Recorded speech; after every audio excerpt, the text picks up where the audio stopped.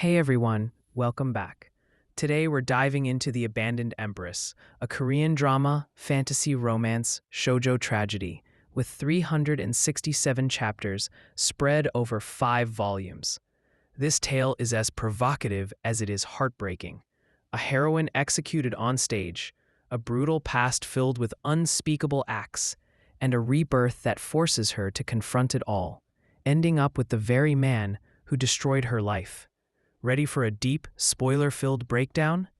Let's get into it. In The Abandoned Empress, our protagonist, known variously as Tia, or by another name depending on the adaptation, is condemned to die by the Emperor, the man she once loved and who ultimately sentenced her to execution. Immediately after her death, she's sent back in time, given a rare second chance to rewrite her tragic destiny. Haunted by brutal memories, a first life riddled with betrayal, including horrifying acts committed by the prince, Ruve. That left her shattered. She embarks on a perilous journey to reclaim control over her fate. But here's where it gets controversial.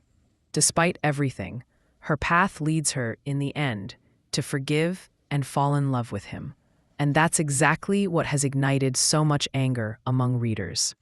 The novel lays out a past that is both savage and visceral.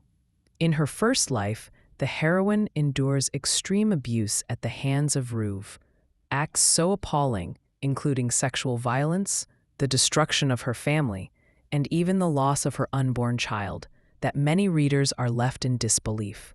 This traumatic history is not watered down. It's presented raw and unflinching, setting the stage for a narrative steeped in both tragedy and revulsion.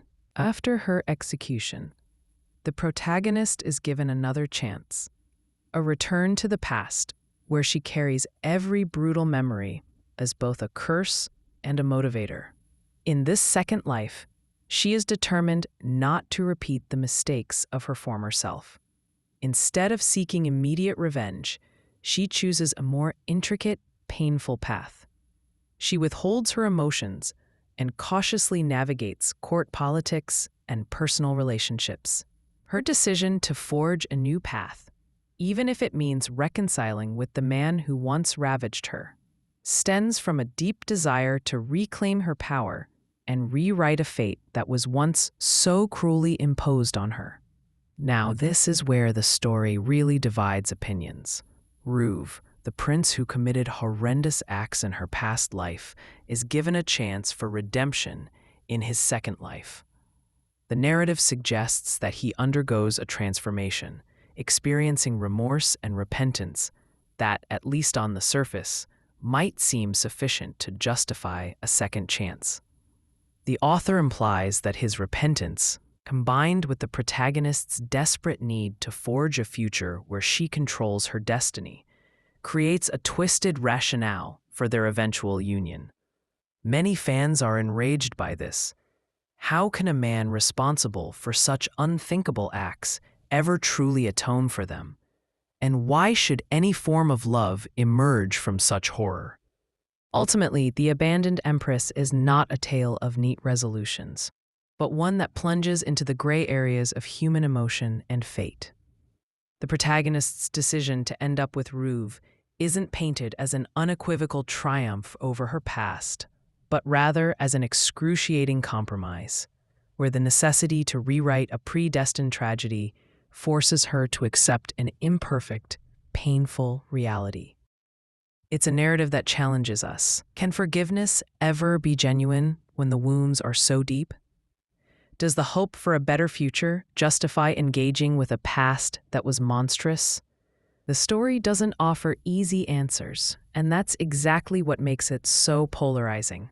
In summary, The Abandoned Empress is a raw, emotionally charged epic that forces readers to confront the darkest aspects of love, betrayal, and redemption. While many are furious that the heroine ends up with the prince, a man whose brutal actions in her past seem unforgivable, the narrative insists that the complexities of fate, regret, and the desperate need to reclaim one's destiny can lead to even the most troubling outcomes. Whether you see this as a profound exploration of the human condition or an unacceptable condoning of abuse, there's no denying that it sparks a powerful emotional reaction.